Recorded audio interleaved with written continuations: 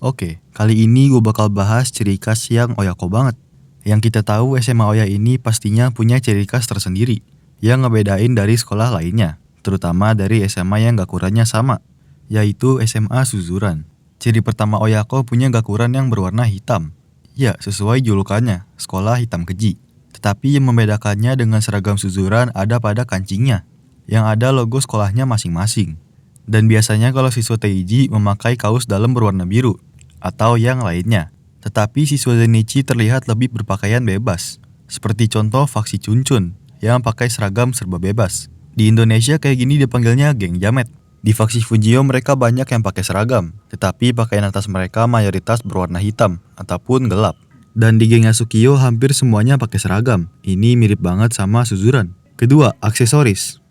Aksesoris juga salah satu faktor ciri khas Oyako. Salah satunya adalah topi. Biasanya siswa Teiji memakai topi yang berwarna biru, karena warna biru melambangkan Oyako. Seperti Murayama yang pakaiannya serba biru. Tetapi kalau siswa Zenichi sekali lagi gue bilang, kalau mereka seragamnya lebih formal dan kebanyakan bebas. Dan lebih condong pakai gakuran dan pakai serba hitam. Biasanya siswa Teiji ketambahan memakai jaket yang serba biru, sepatu biru, ikat kepala biru, dan kain biru.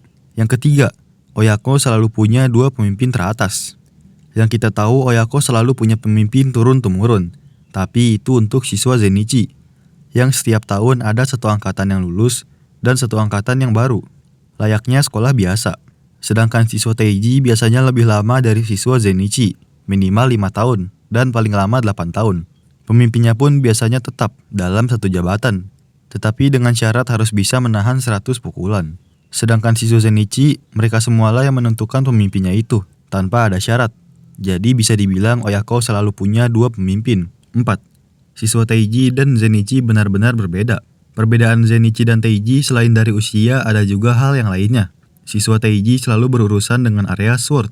Tugas mereka menjaga daerah Sword dari geng-geng kecil maupun geng-geng yang besar yang pengen nguasain atau menghancurkan daerah Sword. Sedangkan Zenichi seperti berandal sekolah pada umumnya. Mereka tawuran antar sekolah, banyak cari teman di lingkup sekolah, dan banyak menghabiskan waktu dengan senang-senang. Maksudnya masih suka gelut. Dan ada peraturan di mana siswa Zenichi nggak boleh mencampuri urusan Sword layaknya siswa Teiji, karena berbahaya buat mereka yang masih remaja di bawah umur dan demi masa depan mereka yang nggak terlalu suram. Yang kelima, ada jargon. Oyako punya jargon yang unik bin ikonik.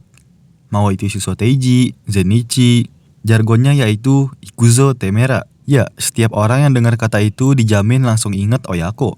Keenam, kelakuan pemimpin di era transisi kali ini ada kesamaan. Kelakuan Hanaoka Fujio, sang pemimpin Zenichi, yang kita tahu dia ini konyol, sedikit gila, dan sangat keren. Ya, tuh abang gua. Dia diceritain soal Suzuran oleh Todoroki. Dia nggak tahu apa-apa soal Suzuran, tapi penasaran, dan malah masuk ke kandang para monster sekolah berandalan, yaitu SMA Suzuran, tanpa ada rasa takut 0,0% pun. Ya, scene itu keren banget. Tapi kalau dipikir-pikir emang Fujiya ini nggak tahu Suzuran itu kayak apa. Dan latar cerita Suzuran itu kayak apa. Yang penting mah dia penasaran, pengen ketemu Lao, tapi dikeroyok dan diladenin. Sama halnya kayak Murayama. Dia datang ke Oyako dan langsung ngelakuin tradisi di hari pertama dan ngebantai satu kelas. Tempat para siswa Teiji mukulin dia 100 kali.